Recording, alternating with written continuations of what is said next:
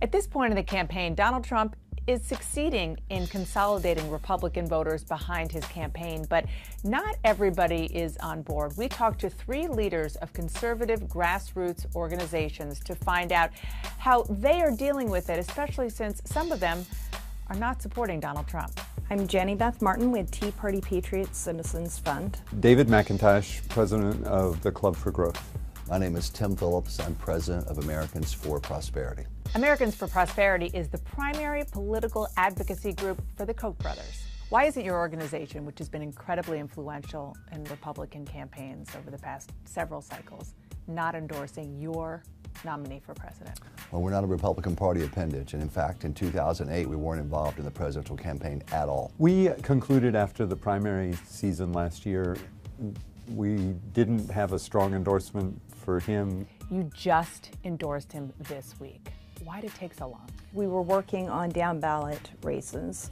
So we just finished in Arizona and in Florida, and 2 of the people we endorsed are the nominees for their congressional races, and we needed to see that through before we turned our attention to the general election. If you get Republicans to the polls to vote for the GOP Senate candidate, they're more likely than not going to, while they're there, vote for Donald Trump. Right. So are you helping him without helping him?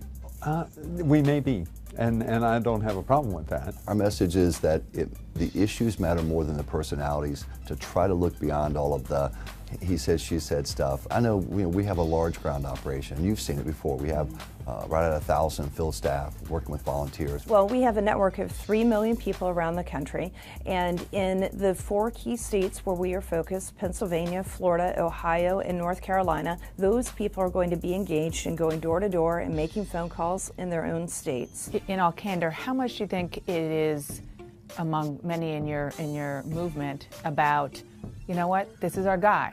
He won fair and square, and we just got to get behind him, versus, woohoo, Donald Trump? It really is a mixed bag, but at the end of the day, we're united. We stand united on our principles. A lot of folks have been following it now, this race, for 15, 16, 18 months, so it feels old to us. But a lot of voters are just looking at it and thinking about, do I really want to go out and vote? So I think the story of enthusiasm will really be told in the last 2 or 3 weeks.